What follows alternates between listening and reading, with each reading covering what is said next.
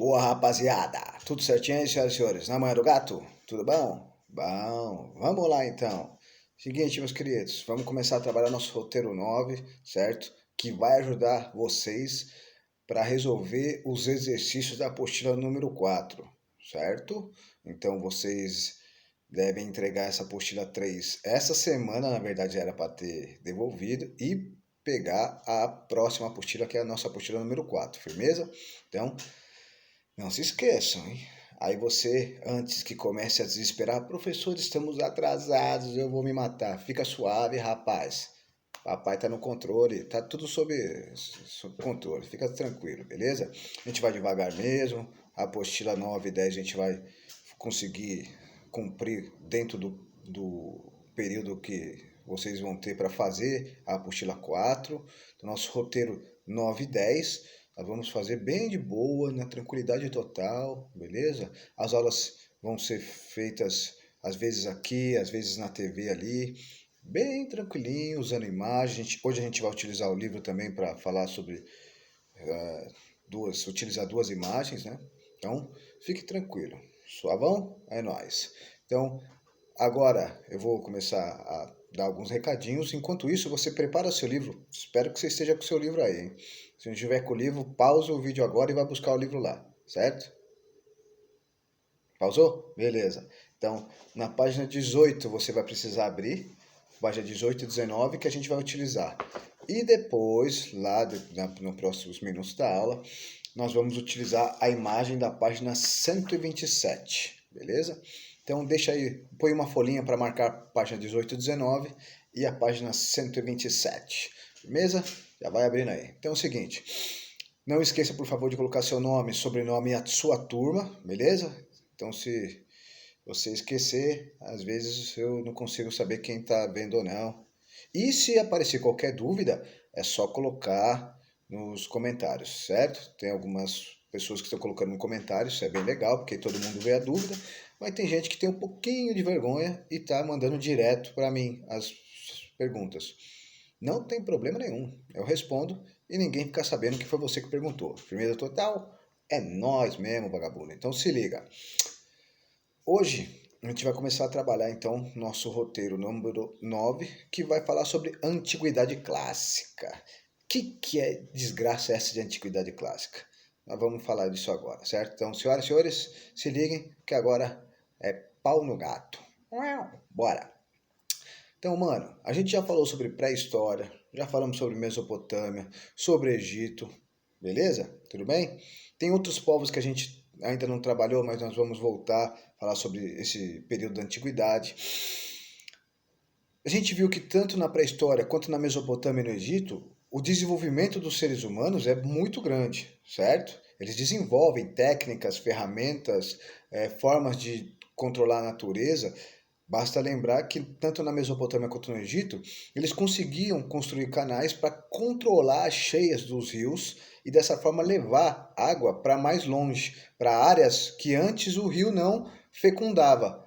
Agora, aproveitando essas cheias e construindo esses canais, os egípcios e os mesopotâmicos conseguiram aproveitar melhor a natureza, conseguiram então, de certa forma, controlar a natureza. Firmeza total? É nóis, tá ótimo. Nós vimos também que na pré-história tem um grande desenvolvimento humano, o ser humano ele vai se desenvolvendo durante centenas de milhares de anos para até chegar o que nós somos hoje, beleza? Algumas espécies de seres humanos desapareceram porque eles não se adaptaram bem e entraram em extinção. E a nossa espécie, o Homo sapiens sapiens, acabou se adaptando melhor e por isso nós estamos aqui até hoje. Então, mesmo você sendo bonito ou bonita, formoso ou formosa, e eu sendo essa coisa desarrumada aqui, nós somos da mesma espécie, certo? Homo sapiens sapiens. Ah, não parece, né? Esse lindão, lindona aí, parece que foi atropelado por caminhão de cebola. Mas segue nós. O importante, né, é saber trocar ideia. Bom, seguinte. Agora a gente vai falar sobre outros dois povos da antiguidade, da antiguidade mesmo, né? Da Idade Antiga, certo? Mas aí você deve estar pensando, putz, que desgraça é essa Idade Antiga? Vamos lembrar que lá no comecinho, eu acho que ainda estava dentro de sala de aula com vocês, a gente falou sobre a divisão da história. Os historiadores dividiram a história em 5 grandes períodos para facilitar o estudo. Essa divisão não existe de fato, mas é uma forma que os historiadores criaram para ajudar a gente a conseguir estudar a história de forma mais fácil, beleza? E aí eu vou pedir para você abrir lá na sua página 18 e 19, por gentileza. Então você vai pegar aí o seu livrinho, abre na página 18 e 19, que a gente vai utilizar essas duas imagens, certo?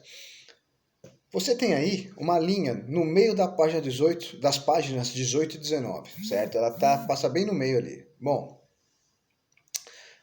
dando uma olhada nessa linha, você vai perceber uma coisinha. Ela está dividida em 5 períodos: pré-história, Idade Antiga, Idade Média, Idade Moderna e Idade Contemporânea. Cada uma tem uma imagem, beleza? Tudo bem?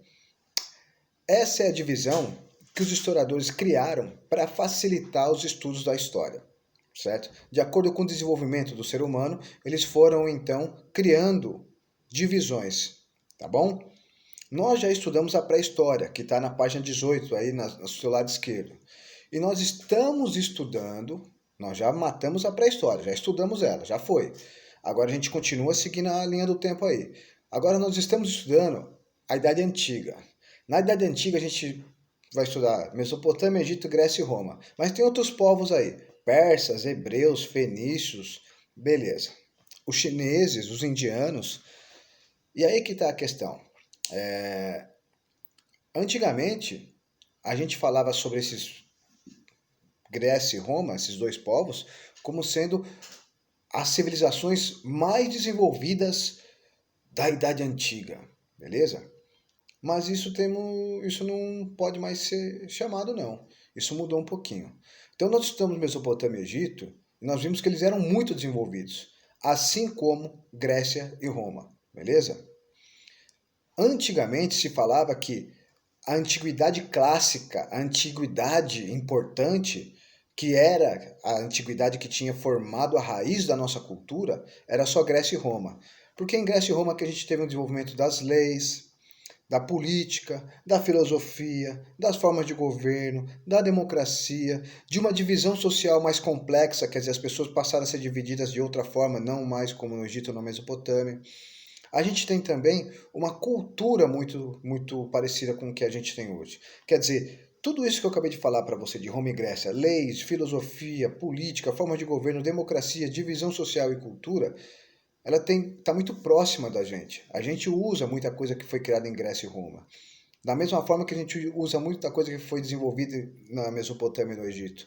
Da mesma forma que a gente usa muita coisa que os indígenas que viviam aqui no Brasil criaram.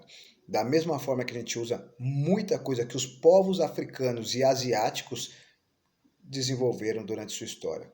Quer dizer, antigamente se falava só que Grécia e Roma eram importantes. No máximo aí, ó, Egito e Mesopotâmia, porque tinham sido conquistados pelos romanos e pelos gregos. E que a Ásia, África, China, Ásia, não eram importantes, porque não tinham influência no nosso território. Beleza? Só que isso hoje não é mais permitido. A gente não pensa mais assim. A gente sabe que tanto na Grécia, Roma, Mesopotâmia, Egito, Pérsia, fenícios, indígenas brasileiros, tribos africanas, povos asiáticos, todos esses estão aqui hoje, na nossa cultura. A nossa cultura é uma mistura de tudo isso, beleza? Você pode até falar, eu não. É sim. Isso não é você quem decide. A nossa cultura, a nossa civilização, ela foi pegando informações de todos os outros povos. E aí, meu chapa, não tem o que fazer. Então, por exemplo, quando você come um macarrão, a bolonhesa, o molho, com molhinho lá, macarrão com molho e salsicha. Beleza. Você está falando, é um prato italiano. Não. Sim e não. É um prato tipicamente italiano. Se fala de massa, de macarrão, a Itália, tá? Mas quem criou, pelo menos o que nós temos registro, o primeiro povo a desenvolver esse tipo de massa, que era cozida, para ser usada dessa forma aí como a gente come o macarrão, não foram os italianos, foram os chineses. E provavelmente comerciantes italianos que tiveram contato com os chineses, ou com alguém que tenha ido para a China, passaram a falar, olha, que alimento interessante, à base de farinha também. O tomate, por exemplo, era uma coisa que não tinha na Europa, até os europeus chegarem aqui. Eles levaram o tomate para a Europa depois de 1492. Os manos não tinham tomate, rapá. Eram os americanos, eram os indígenas americanos que tinham desenvolvido a cultura do tomate porque era uma coisa tipicamente daqui. O cacau também, o chocolate, né? Então, não tem como a gente falar, Mesopotâmia, Egito, indígenas e africanos e asiáticos não são importantes para mim. Para mim é só importante Grécia e Roma. Não, você está cometendo um engano muito grande. Beleza? Tudo bem? Todos os povos tiveram seu período de antiguidade. Todos os povos tiveram desenvolvimento, todos os povos criaram algo que a gente está usado hoje. A gente está usando hoje, desculpa. Portanto, quando a gente fala antiguidade clássica, que é aquela coisa de Grécia e Roma, é um erro, tá bom? Mas por que que eu vou falar? Por que que eu estou falando disso então, se é um erro, professor? Mano, você vai encontrar um monte de texto aí que fala sobre antiguidade clássica, quando esse termo não é mais usado. Então, se você pegar um texto lá nas provas que você for prestar para o Colégio da Embraer no seu 9º ano, falar sobre antiguidade clássica, ele vai estar falando sobre Grécia, Roma, Mesopotâmia e Egito. Ele não vai estar falando de Ásia, não vai estar falando de África, não vai estar falando de América. Mas você sabe que esse termo, antiguidade clássica, que só fala de Grécia, Roma, está errado. Você sabe que a antiguidade clássica é tudo, são todos os povos que ajudaram a gente a chegar onde nós estamos aqui em nível de desenvolvimento, certo? Os povos da América, da Europa, da África, da Ásia, da Oceania tiveram seu período de antiguidade, tá bom? Só que tem uma questão, né? Cada povo se desenvolveu de uma forma. Roma desenvolveu de uma forma, Grécia de outra, Mesopotâmia de outra, Egito de outra, a América de outra, que tem um monte de indígenas, a África, que tem um monte de tribo, também desenvolveu de outras formas, tá bom? Cada povo, então, cria sua própria tecnologia. E alguns povos, assim como na Mesopotâmia e no Egito, também desenvolvem sua própria escrita. Na China, na América, na África, lá na Ásia. Então, todas as regiões têm algum povo que, de certa forma, desenvolveu uma tecnologia, inclusive tecnologia de escrita, beleza? Não foi só na Mesopotâmia e no Egito, firmeza? Tá bom? Então, todos os povos de todas as regiões foram se desenvolvendo e contribuíram. Mesmo aqueles povos que não tinham escrita, eles conseguiam passar sua história através da forma oral. O mais velho contando para a criança 40 mil vezes para aquela criança entender a história do povo dela e aí ela conseguia repetir quando ela ficasse mais velha. Beleza? Tudo bem? Então, todos os povos que de certa forma influenciaram na nossa história, eles fazem parte da nossa raiz. Você não tem como tirar isso, eu não tenho como tirar isso. Não tem como negar que nós fomos influenciados por europeus, indígenas que estavam aqui, africanos, asiáticos, na Oceania talvez você fique um pouquinho mais longe, mas tem uma importância depois sim, certo? Mano, é tudo misturado, tudo bem? Esses povos possuem semelhanças também de organização. Vocês viram, Egito e Mesopotâmia, apesar de não serem a mesma região e nem viverem na mesma época, praticamente, eles têm muitas semelhanças. Construíram prédios, desenvolveram a construção de canais, religião, sociedade, um governo. Então você tem semelhança, beleza? Tudo bem?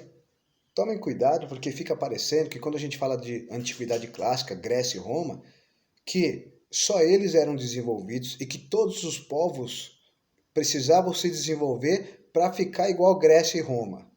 Não. Cada povo tem seu próprio nível de desenvolvimento. Qual que é melhor, professor? Grécia, Roma, Mesopotâmia, Egito? Não tem essa. Não tem aquele que é mais desenvolvido ou não. Tá bom? Tudo bem? Tudo depende do seu habitat, onde você vive. A gente já conversou sobre isso. Por exemplo, eu sou mais desenvolvido que um do indígena brasileiro que agora está no meio da floresta amazônica. Aqui, no meu habitat, na minha área, Eu sou mais desenvolvido. Agora, põe eu lá no meio da Amazônia para ver. Você é uma capivara. Eu e a capivara é a mesma coisa. Aliás, não. A capivara é mais desenvolvida do que eu. Um indígena tem muito mais chance de sobreviver no meio de uma floresta amazônica do que eu, sacou? Então, esse tipo de desenvolvimento, esse tipo de conceito de desenvolvimento é que está equivocado, que está errado, tá bom? Bom, a gente vai começar a falar então sobre os dois últimos povos da nossa Idade Antiga, que são muito importantes para nós, sim, assim como Mesopotâmia, como Egito, como indígenas e como as tribos africanas. A gente vai falar sobre Grécia Antiga e Roma Antiga, beleza? São dois povos que surgem ali nas áreas do Mar Mediterrâneo, tudo bem? E também vão ser formados por diversos povos, então um monte de povo se junta e forma a Grécia, um monte de povo se junta e forma Roma. É claro que essa junção, quando esses povos se juntam, não é uma coisa pacífica, não é uma coisa que todo mundo fala, vamos juntar aí. Não, foi um processo bem demorado, bem lento, tudo bem? Abre aí, por favor, na página 127, como eu tinha pedido para vocês já separarem. 127. A gente vai começar a falar sobre Grécia, tá bom? Depois é Roma. Grécia deixou para a gente, como principal influência talvez, a questão da organização política. O conceito que a gente hoje tem de democracia. Democracia, teoricamente, é um governo onde todos participam da política, beleza? É o que você está vendo aí, por exemplo, na página 127.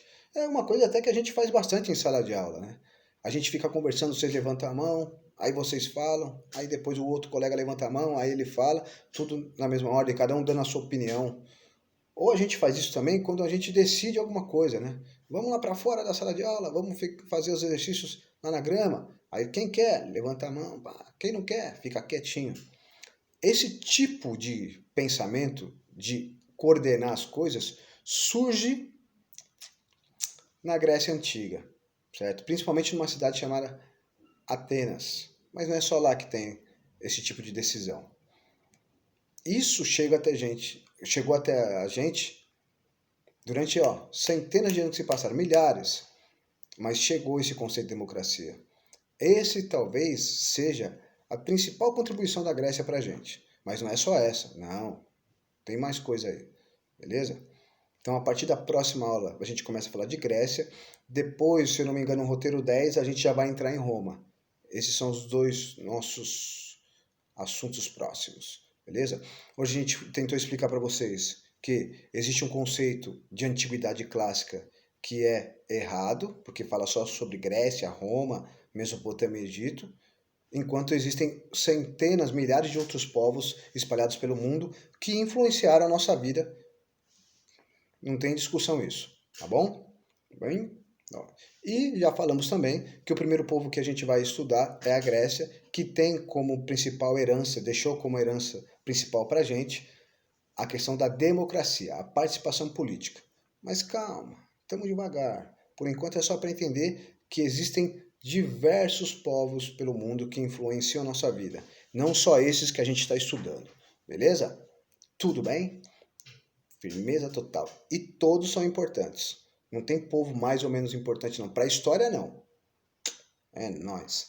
Bom, senhores, espero ter ajudado vocês, pelo menos nas primeiras questões do nosso roteiro 9. E não adianta ficar acelerado, não. Nós vamos devagar mesmo. Fica tranquilo. Tem professor que está mais adiantado? Tem. Mas papai tá on. Firmeza? Então é desse jeito. Senhores, por enquanto, então, muito obrigado pela atenção e paciência. Me desculpa sendo proporcionado. Vai levar a guardar em Marília. Não saia de casa só se for muito necessário mesmo. E, se for sair, mete uma máscara nessa carinha linda que você tem. Abração. Fui, tiozão. Nós.